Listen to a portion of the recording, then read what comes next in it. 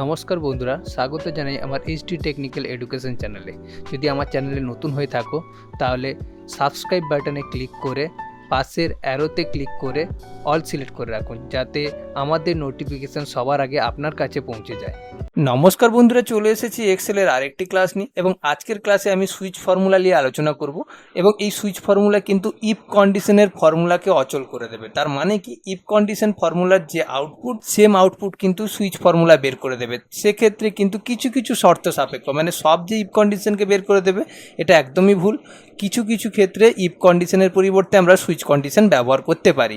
তো switch condition ব্যবহার করলে কী সুবিধা, সুইচ কন্ডিশন ব্যবহার করলে অনেক কম ফর্মুলা লিখতে হয়, মানে অনেক কাজের গতি বেড়ে যায়, তাই না?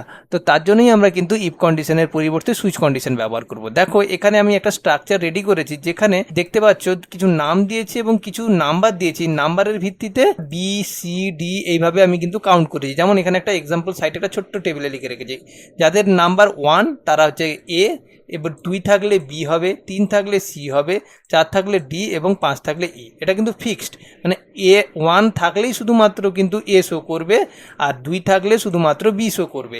এক্ষেত্রে আমরা ইফ কন্ডিশন ব্যবহার করলে যা রেজাল্ট বেরোবে এবং সুইচ ব্যবহার করলে তাই রেজাল্ট বেরোবে। দেখো আমি একটা নিচে ফাঁকা করে স্ট্রাকচার তৈরি করে রেখেছি। আজকে ইফ কন্ডিশনও দেখাবো, তোমাদের সুইচও দেখাবো, দিলে দুটোর মধ্যে পার্থক্য বুঝতে পারবে। তো চলো তোমাদেরকে আমি ইফ কন্ডিশন এবং সুইচ কন্ডিশন দুটো ফর্মুলাই করে দেখাই, যাতে তোমরা পার্থক্যটা ক্লিয়ারলি বুঝতে পারো। তার জন্য আমি ইফের যেখানে আমি ফর্মুলা টাইপ করতেছি সেখানে ইকুয়াল দেবো, ইকুয়াল দেওয়ার পর ইফ কন্ডিশন দেবো এবং ফার্স্ট ব্র্যাকেট শুরু করব। এবং এইটা হচ্ছে G17, মানে জি আর 17, তাহলে এই সেলটাকে সিলেক্ট করব। তো ইকুয়াল দেবো 1, যদি এটা 1-এর সমান হয় তাহলে কমা দিয়ে ডবল কোটেশনের ভিতরে এ হবে, আবার কমা দিয়ে আবার ইফ কন্ডিশন ব্যবহার করতে হবে এবং ফার্স্ট ব্র্যাকেট শুরু করে G17, ওই সেলটা G17 ইকুয়াল টু যদি 2 হয় তাহলে কমা দিয়ে ডবল কোটেশনের ভেতরে কি হবে, বি হবে। ঠিক সেমভাবে একই রকমভাবে আবার ইফ কন্ডিশন ব্যবহার করব, ফার্স্ট ব্র্যাকেট দেবো G17 এবং ইকুয়াল দিয়ে যদি 3 হয় তাহলে কমা দিয়ে ডবল কোটেশনের ভেতরে কি হবে, সি হবে। আবার ডবল কোটেশন শেষ করলাম, কমা দিয়ে আবার ইফ কন্ডিশন, ফার্স্ট ব্র্যাকেট শুরু, আবার G17। এইভাবে কিন্তু অনেকবার টাইপ করতে হয়েছে, দেখেছো? ইকুয়াল দিয়ে আমি দিলাম 4, কমা দিয়ে ডবল কোটেশনের ভেতরে কি দেবো, ডি।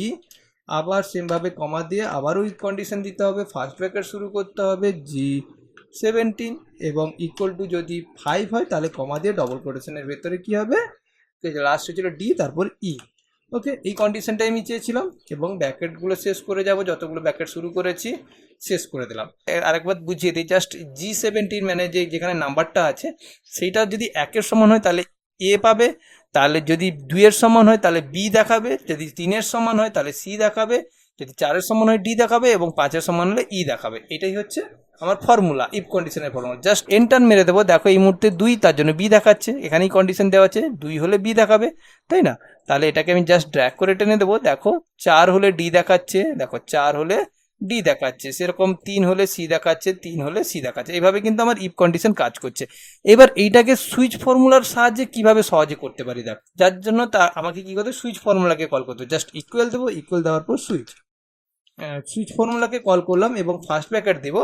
এবার এক্সপ্লেন এখানে কিচ্ছু করতে হবে না, জাস্ট G17 ঘরটা নেব, আমি G17-এর ঘরটা নেব, জাস্ট কমা দেব, কমা দিয়ে আমি কি করব, দেবো 1, যদি 1 হয় তাহলে কমা দিয়ে ডবল কোটেশনের ভিতরে আমি এ দেবো এবং ডবল কোটেশন শেষ করব।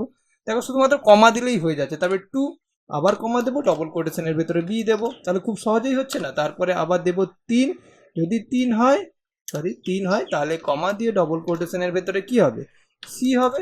আবার কমা দিয়ে আবার যদি আমি চাই 3-এর পরে 4 আছে, কমা দিয়ে ডবল কোটেশনের ভেতরে সির পরে ই, ডবল কোটেশন শেষ করলাম, আবার কমা দিয়ে 5 দেব এবং কমা দিয়ে ডবল কোটেশনের ভেতরে কি দিয়ে দেবো, ই এফ।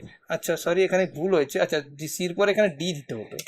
ওকে, মানে যদি 3 হয় তাহলে সি, যদি 4 হয় ডি, তাহলে 5 হলে ই হবে। ডবল কোটেশন শেষ করবো, জাস্ট একটাই ব্যাকেট শেষ হবে। এখানে তো আমি বেশি ব্যাকেট দেইনি, জাস্ট এন্টার মারলাম। দেখো ওয়াও, পুরো একই অ্যান্সার দিল না? তাহলে এখানে আমাকে কত কম লিখতে হলো, দেখো একই কিন্তু রেজাল্ট বেরিয়েছে। তার মানে আমি দুটো ফর্মুলার মধ্যে আমি ইফ কন্ডিশন না ব্যবহার করে সুইচটা কেন ব্যবহার করব?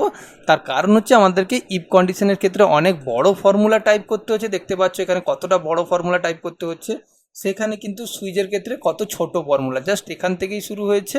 এই যে সুইচ ইকুয়াল সুইচ, জাস্ট এখান থেকে শুরু হয়েছে, এখানেই শেষ হয়ে গেছে। তাহলে কত ছোট ফর্মুলা লিখতে হলো? তাহলে কি তুমি যদি একই কাজ একই আউটপুট যদি ছোট ফর্মুলাতেই পেয়ে যাও, তাহলে তুমি কেন বড় ফর্মুলা লিখবে, তাই না? তার জন্যই আমরা কিন্তু সুইচটা ব্যবহার করি। তো সুইচ কিন্তু ইফের সব কাজ করে না, যেমন গ্রেটার দেন লেস দেন যদি শর্ত সাপেক্ষ হয় তাহলে কিন্তু সুইচ কন্ডিশন কাজ করবে না। যদি অ্যাকুরেট হয় তবেই কিন্তু আমি ইফের পরিবর্তে সুইচ ব্যবহার করব। তো আশা করছি আজকের ক্লাসটি খুবই ভালো লেগেছে। যদি ভালো লেগে থাকে তবে অবশ্যই চ্যানেলটিকে সাবস্ক্রাইব করো। অসংখ্য ধন্যবাদ। বাই।